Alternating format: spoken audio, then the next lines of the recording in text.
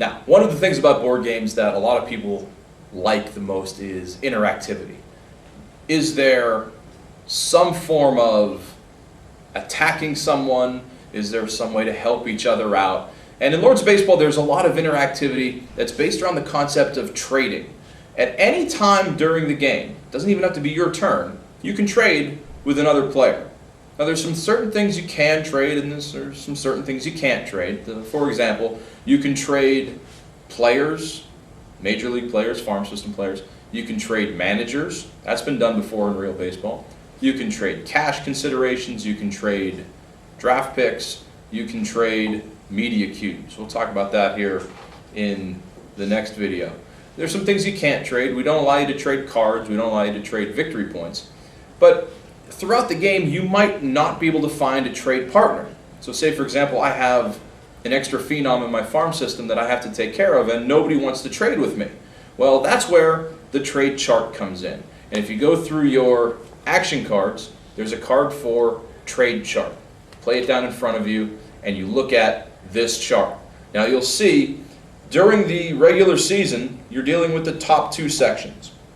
The top arrows go either direction. So for example, you can trade $1,000 in one prospect and the mystery team will give you one regular player. Or you can trade one regular player to the mystery team and they'll give you $1,000 in one prospect. It goes line to line. So you can't go $1,000 in one prospect and get two regulars by going down a little bit. That costs you 4 prospects, as you can see. Now there's also a specialty trade chart which only goes one direction. You trade what's on the left-hand side, so you would trade a superstar, and you would acquire one regular, one phenom, one prospect, and $7,500. That only works left to right. You trade what's on the left, you get what's on the right. It's pretty simple. Now, as the game progresses into the off-season, players might realize, I have too many superstars, I'm not going to be able to pay them when it comes time to pay them. Here is an off-season trading chart. The off-season trading chart is a little bit less valuable because of that reason. Okay, so you get one superstar, you can get one phenom, one prospect, and $5,000. But as you can see, the arrows go both ways now. You can trade one phenom, one prospect, and $5,000.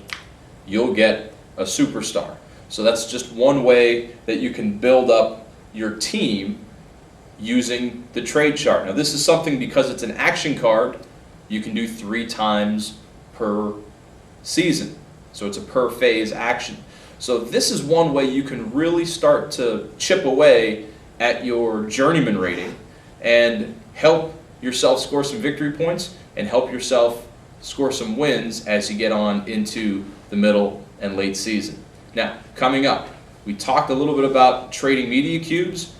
In the next video, we'll talk about what the importance of media cubes are and how they help you and how they can hurt your opponents. Stay tuned for that.